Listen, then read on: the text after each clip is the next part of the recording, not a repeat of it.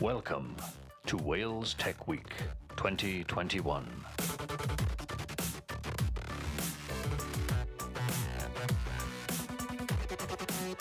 Thank you to our partners. Enjoy the session.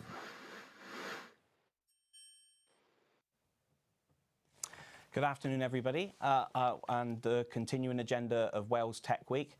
Hi, I'm Gareth Williams. I'm the Vice President for Secure Communications and Information Systems at Thales in the UK, and also Director of Technology Connected, who are organising this week. I'm really delighted to host this keynote section with Ciaran Martin. So just as an introduction before I hand over to Ciaran, just a little bit about Ciaran's background. So Ciaran Martin founded the UK's world-leading National Cybersecurity Centre and headed it for the first 4 years of its existence.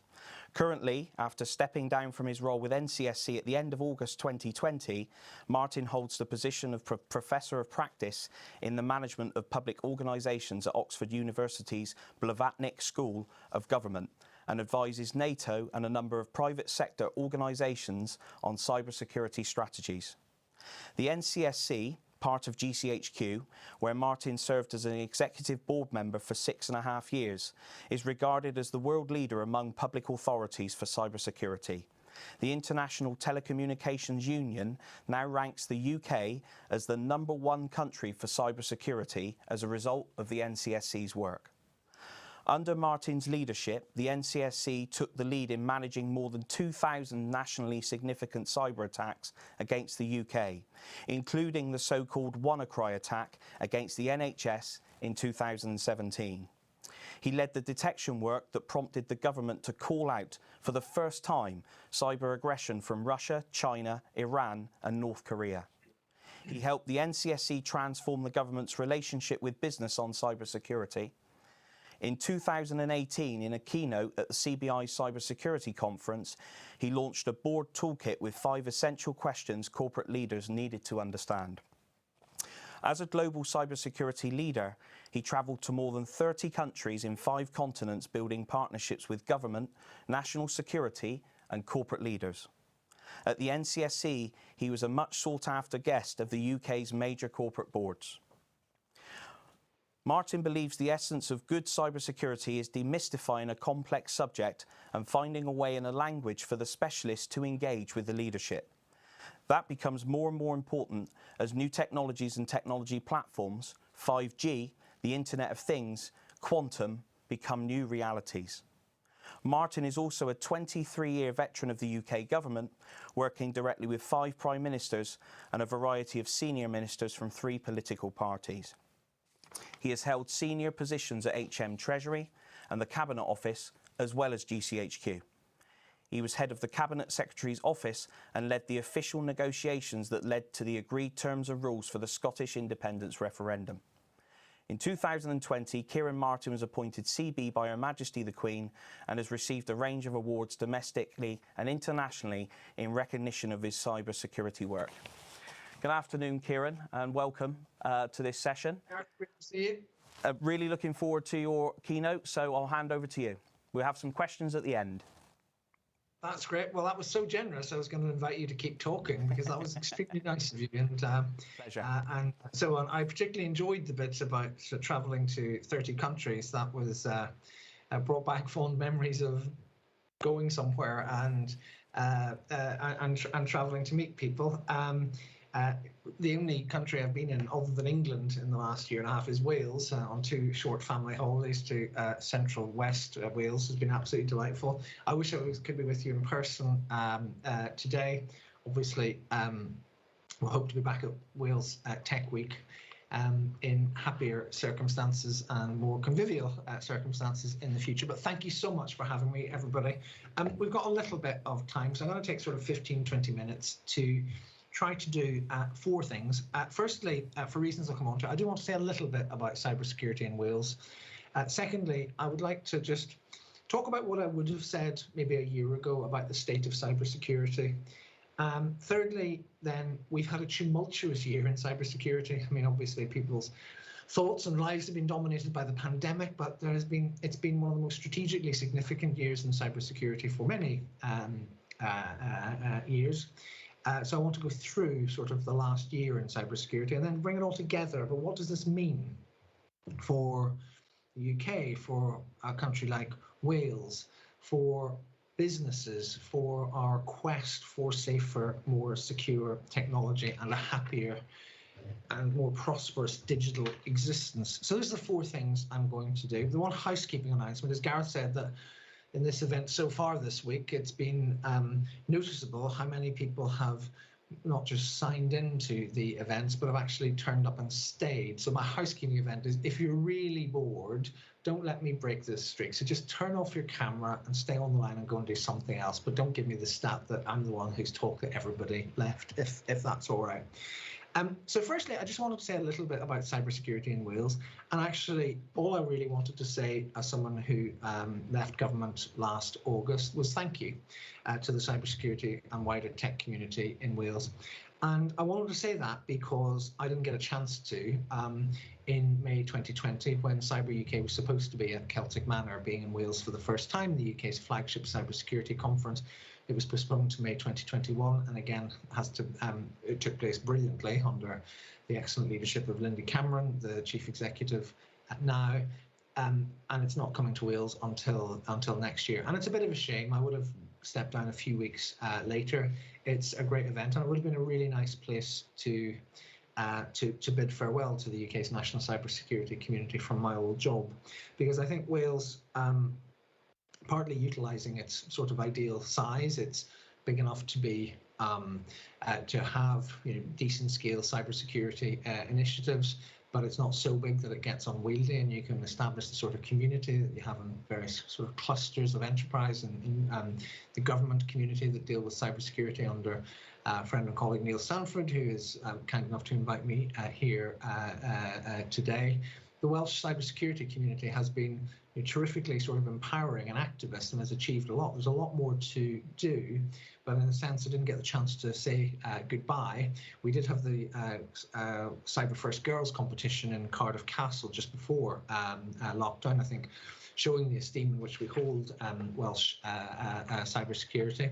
And I will leave this part of the talk. I will come back to Wales and cybersecurity at the end in a more serious manner, but I will leave with perhaps one of my favourite anecdotes from my time in office, which related to, as Gareth said at the start, in a sense, the National Cybersecurity Centre was deliberately stepping out of the shadows. It was part of GCHQ, obviously an organisation necessarily shrouded in secrecy for its entire century of existence. But the subset of GCHQ branched out into the open because we had to do cybersecurity in public, and we needed to help Team UK, Team Wales, and the teams elsewhere in the rest of the UK with real information, good advice, accessible people who could engage experts and businesses and governments on the sort of thing needed to run cybersecurity well. So in any case, this involved me having spent 20 years in the shadows, in the back room, in the Treasury, in the Cabinet Office, as Gareth said. It involved me becoming someone who went on the media.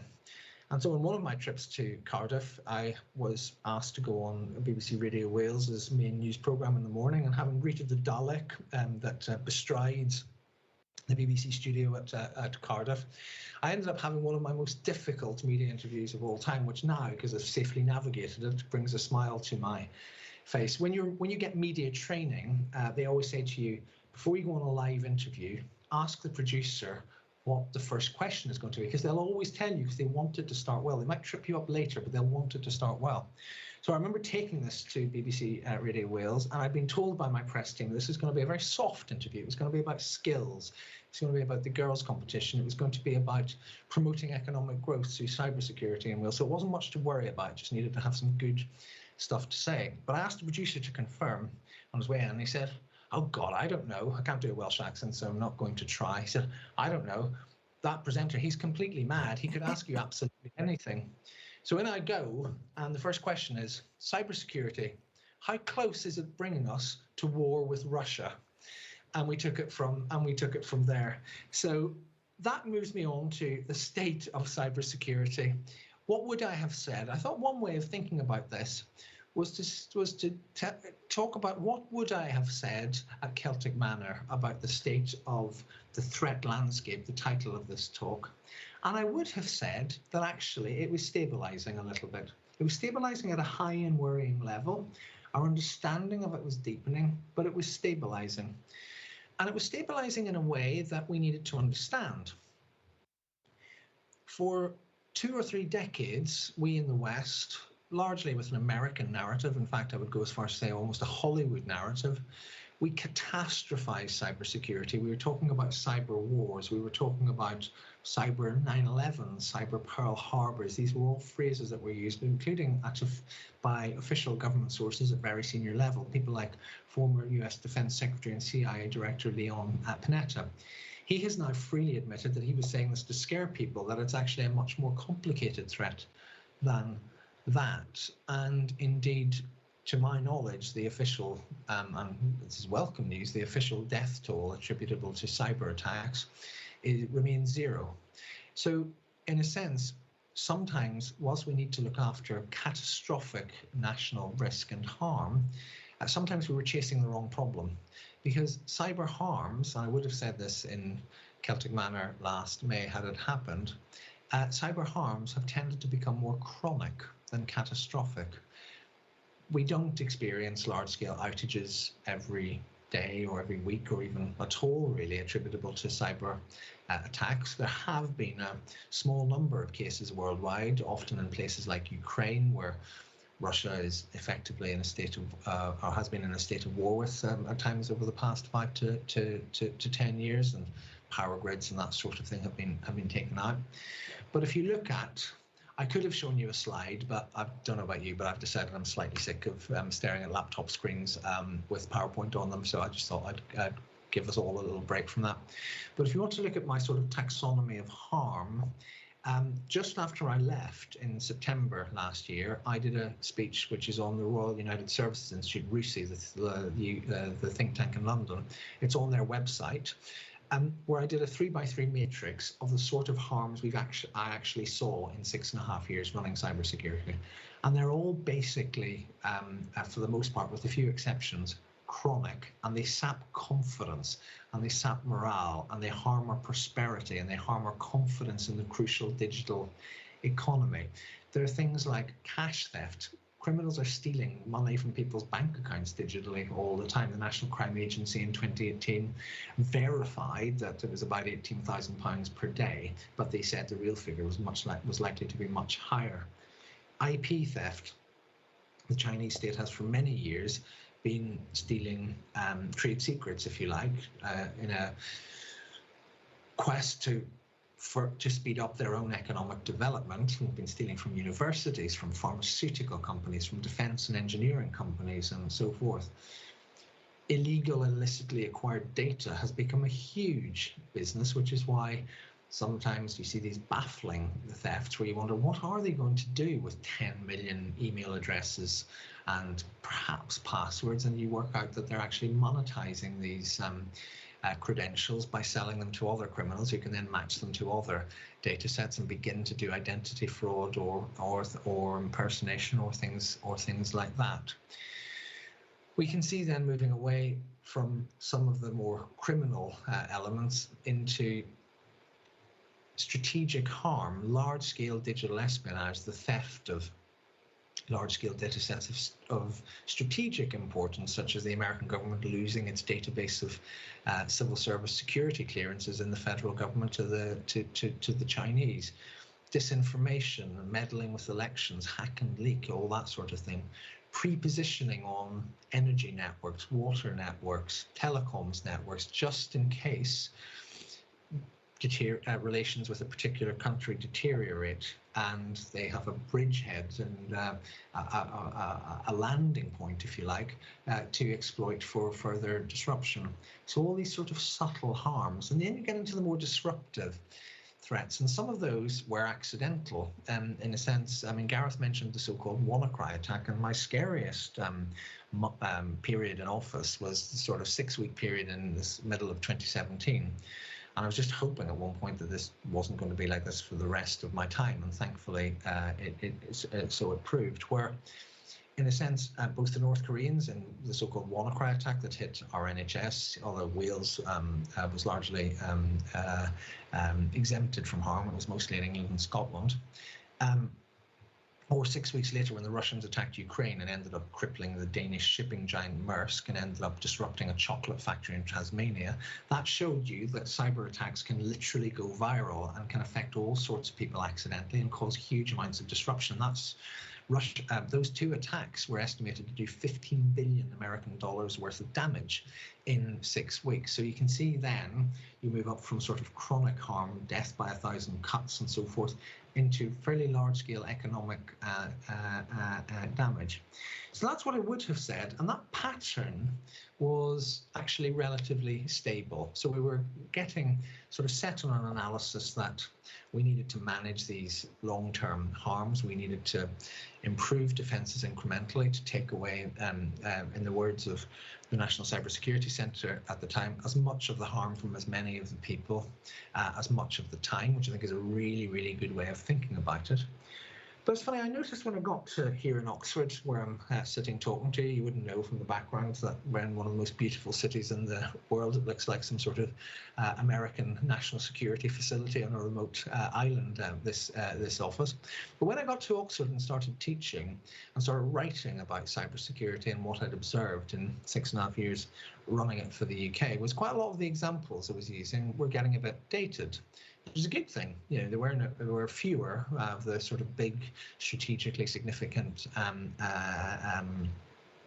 incidents. A lot of the examples I was using, I remember thinking, I'm saying in 2015 and 2016 a lot, and I thought, well, this is a good thing. Might not make for the best teaching experience, but at least we're not seeing a whole swathe of high-profile cyber attacks. And then, to move to my third point, then everything went a bit mad. I attribute no causality to this, and actually most of the major, in fact all of the major cases I'm going to talk about are outside the UK, and almost all of them are American. But since about December, it has been a really strategically significant period in the history of cybersecurity that tells us a lot about the modern threat landscape, how it's evolving, how it's actually remaining quite consistent in some ways, and what we need to do to learn from that. So I'm just going to talk briefly for a few minutes about 4 or 5 cases of the last year in cybersecurity and what it tells us. So I'm not going to start with ransomware. I'm vain enough to tell you that I was banging on about ransomware with a handful of others about a year and a half ago, and now it's made a G7 communique. I will come to ransomware in a minute, but it all started with the so-called SolarWinds hack. Now, the SolarWinds hack appears to be that it was the Russian state's intelligence services doing a very sophisticated supply chain operation on a pivotal supply chain company called SolarWinds that gave them sweeping access to large parts of American government and private sector infrastructure, which was then selected carefully for long-term espionage for up to as much as 9 months. Now, what did that tell us? Well, firstly, actually, and it's worth remembering SolarWinds because we're all talking about criminal ransomware at the minute. It does remind you that the hostile state competition, the hostile state malign activity in cyberspace is still there. Secondly, that even if it doesn't cross any red lines, and I don't think that the SolarWinds hack did, it was strategically damaging, but I think the West was harmed but not wronged by it. It does show you that states can suffer strategic damage from cyber intrusions. It is not a good thing that the Russians had such long-term access to so much of the US. And what it tells all of us, whatever business or government organization we're in, is the vulnerability of the supply chain and the need to manage it properly, and the fact that significant damage can be done without actually attacking your network. So that's the first one. That was followed shortly afterwards by what looked a similar Chinese attack, but was actually quite different, on the Hafnium exchange on Microsoft on-premises servers. And that was also a reminder of the potency of state attacks, but it was also much more reckless. In effect, when it was discovered, the Chinese hackers seemed to have booby-trapped the infrastructure, leaving it open to exploitation by any attacker. And that reminded us, a bit like some of the North Korean attacks in 2017, of the fact that these aren't always the most carefully executed incidents, and they can leave large vulnerabilities in their way. We then moved on to a now largely forgotten, but I think important case in the tiny little town, 15,000 people, so tiny by American standards, of Oldsmar, Florida, in northern Florida, where somebody, may well have been a disgruntled employee, but somebody used TeamViewer, a routine, perfectly good remote network access application. Somebody hacked into that and suddenly found they were able to inject additional sodium hydroxide into the drinking water supply. And that's terrifying that happened. The less terrifying bit is there were all sorts of then non-cyber checks. There were manual checks, there were pH tests and so forth that meant that none of this poisoned water got anywhere near anybody's faucet or lips or cups. But at the same time, it was the first major crack recently in this narrative that industrial control systems are safely so-called air-gapped from the enterprise network and so forth. It reminded you of the critical vulnerabilities, and that brings you to ransomware. So we're already having this uptick in significant but concerning cyber attacks, but then you have two just deeply concerning incidents. So one is the Colonial Pipelines hack on the east coast of the United States, where the pipe that runs from Texas through to the east coast, delivering most of the fuel, petrol or gas as they call it over there, to the east coast, 45% of it, was switched off by the company because they got a ransomware attack on their ordinary network, the ordinary email that they used to run the company and so forth. And they felt that the only option to keep everything safe was to switch it off. At one point, 63% of the gas stations in the state of South Carolina were out of gas. Long queues, people filling up fuel and panic buying in plastic bags, quite dangerous stuff, but not as dangerous as what subsequently happened in Ireland, which I think is one of the most strategically significant, one of the most personally awful in terms of human impact attacks of all time.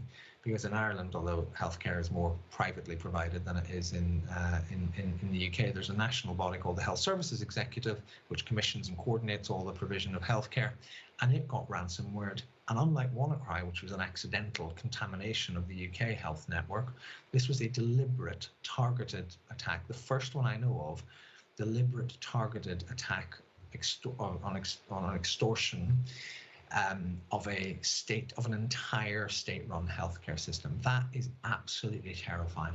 We've had ransomware attacks in hospitals and so forth in the US and other places for a number of years, but this really was something. This really was something else.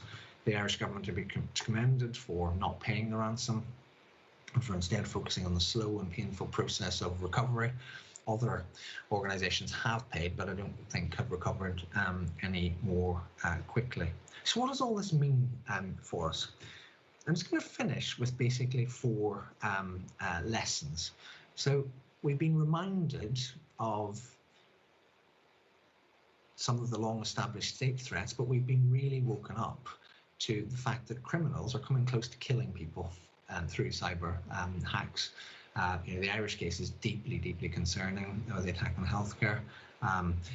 As more and more disruptive activity occurs, then the risk to human life and limb increases as those attacks gather pace. So it's not surprising that ransomware has gone from being the obsession of a small number of cybersecurity geeks to a long passage in the G7 communique, and at the top of President Biden's list of complaints when he met President Putin of Russia in Geneva last week.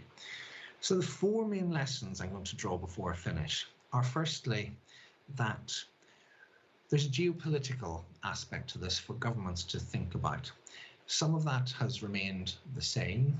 We still need to work out how to try to deter hostile state activity and work out some better rules of the road for acceptable behaviour. We still have to worry about securing our own supply chains in the face of competition from a more authoritarian model of the internet from, say, China.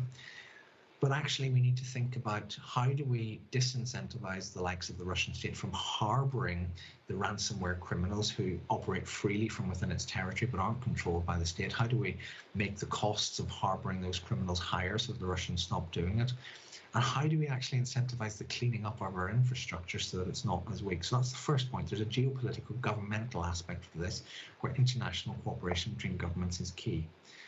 The second point is there's a major economic issue here. We have a bit of a broken market. The US government is now saying that it's going to insist on higher standards of cybersecurity from its own suppliers as a result of SolarWinds. We need to try to do things like work out how to incentivize cyber insurance to work better, so it's not always saying things like, let's pay the ransom because it's the easiest way out. We need to find ways of getting the market to function better. I'll come back to that at the very end. The third thing is organizational cybersecurity. This hasn't changed that much.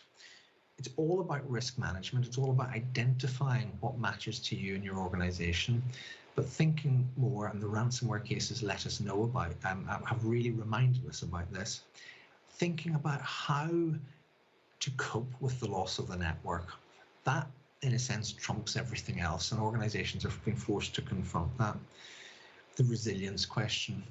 But still, in terms of preparing and as best you can to withstand an attack, some of the basics that we've actually done really well on in terms of large-scale migration to working from home, multi-factor authentication, up-to-date devices that do software updates and so forth, using VPNs and so forth. This stuff really matters. So you've got the geopolitical, you've got the economic, you've got the organizational. But the very final point I want to leave you with is about our posture. That's a jargony word. Let's go for our mission. What is our mission here? The single most important strategic objective that we can pursue is to clean up the digital environment. We sometimes talk in government national security circles about cyber as a domain of military operations. NATO have declared since 2016 that it is so, and that's correct.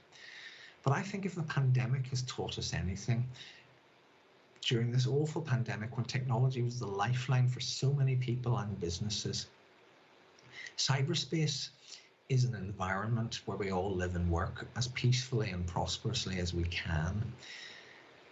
And cyber weapons and vulnerabilities are effectively pollutants in that environment, and we need to do as much as we can to clean it up. And that's where I come back, very final point, to Wales. I saw in the South Wales tech clusters or elsewhere some really, really good private sector innovations, really good collaboration with government about taking bits of this problem, doing some really cool innovation and selling it. And that is a huge part of the solution here. Just identifying bits of this environment where there is some cyber pollution and saying, right, well, how would it work? What technology can we develop? How can we sell it? How can we use it safely and well to help clean up the digital environment? There's a win-win here. That helps create prosperity and jobs, but it also, cybersecurity is now a public good. Let's clean up this digital environment. Let's help make Wales and the whole of the UK the safest place to live and work online. So let's get together and pursue this noble and essential goal. And I hope to see you next year. Thank you. Thank you, Ciaran. A fascinating talk. And actually, we've had a few questions through, and we've only got a couple of minutes, but I think you've answered a lot of them. There are a lot of questions around the kind of international position, and you've answered that, US colonial pipeline, etc. So I am going to just focus on the skills as one final question, if that's possible. So we've got a lot of people tuning in who are thinking about a career in cyber or just starting out on that journey. What's your advice for those young people thinking about how to do that? And you know, if there was one piece of advice you could give every young potential cyber person in the UK, what would it be? Well, the one piece of advice I'd give everybody in the UK is get to understand enough about this. So even if you're not primarily engaged in cybersecurity, you know enough to do what you want, to do what your passion is safely, because it'll involve some form of interaction online. And we don't need everybody to be a world-class expert, but it really does help if people know the basics of cybersecurity. In terms of people interested in pursuing it as a career, there's actually so much out there. So, go for it. There's a significant skill shortage, so there's lots of really good and worthwhile employment. There is a hugely wide range. If you go on the websites of some of the providers, I won't mention any of them by name because it'll sound like advertising, but you've got everything from quite interesting organizational, almost leadership and management consultancy stuff about how organizations and people within organizations behave and how you manage risk and how you incentivize people to do the right thing, all the way through to ultra technical stuff. And there's something for everyone in there, and it really is a team sport. You need everything. When we were building the National Cybersecurity Centre that you were so kind about in your introduction, Gareth, people would sometimes say, what about, can I see this great communications team you've got? I would say, well, don't you want to meet the technologists who give them the world-class material to work with in the first place? Because you need both. You need people who really understand the tech, and then people who can translate that into everyday use. And because of that, there is something here for everyone. There's also something here for every age. I've just got an old school friend from Northern Ireland, same age as me, 46, just gone into, has been a teacher for 25 years, now won a place at a US-sponsored academy in Belfast for a few months to completely retrain. These things are happening all over the place if you look for them. Let's go for it, because it's a great and noble way to spend a career. Brilliant. Thank you, Ciaran. So thanks very much for your time. Hopefully, I think everybody found that useful. Absolute pleasure to see you again, and best wishes. Thanks, Ciaran. Thank you. Bye, Ron. Thanks, everybody.